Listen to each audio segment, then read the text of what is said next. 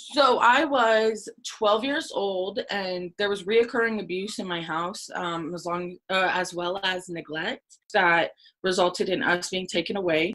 Natalia Edwards and her four sisters, all Alaska Natives, were placed in foster care outside of their tribal community. So I was in care for a total of 7 years, and then I was in a total of 14 different placements. But a change in the way the federal government protects and tracks kids like Natalia and her sisters has some worried, and there are special reasons why.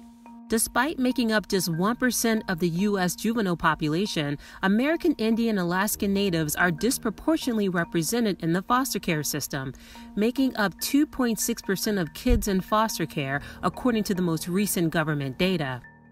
The institutional racism, some of the bias, and also just some of the staff who are working with Native children and families not having kind of the relationships you need to have with tribal communities leads to children being removed in numbers that are much higher than they should be. For centuries, American Indian children were forcibly taken from their families and tribes, often placed in boarding schools and adopted by white families without consent.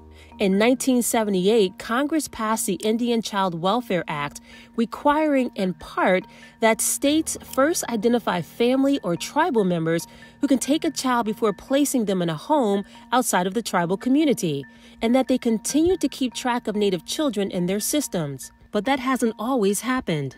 There has never been data, federally mandated data collected on elements of the Indian Child Welfare Act. So we actually don't have nationwide data at all on ICWA. So in 2016, the Obama administration worked to change that. It required states to use the Federal Adoption and Foster Care Analysis Reporting System, or AVCARS, to expand the amount of information states gather about American Indian and Alaskan Native children. This summer, the Trump administration rolled back that expansion.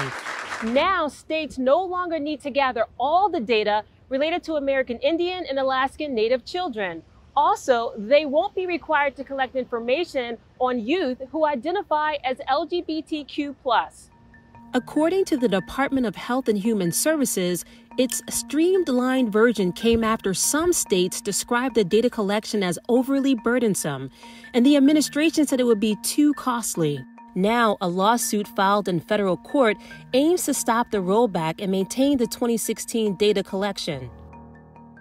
The effect of this rollback is going to be to keep these issues in the dark, to keep LGBTQ plus children and American Indian and Alaska Native children essentially in the shadows, so that we're not collecting data on them and thus not doing all that we can to address the problems.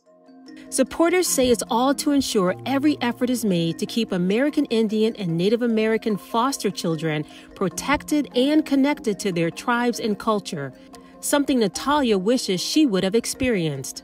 I would really know and be so secure within my culture, my sense of community. Angela Hill, Newsy, Washington.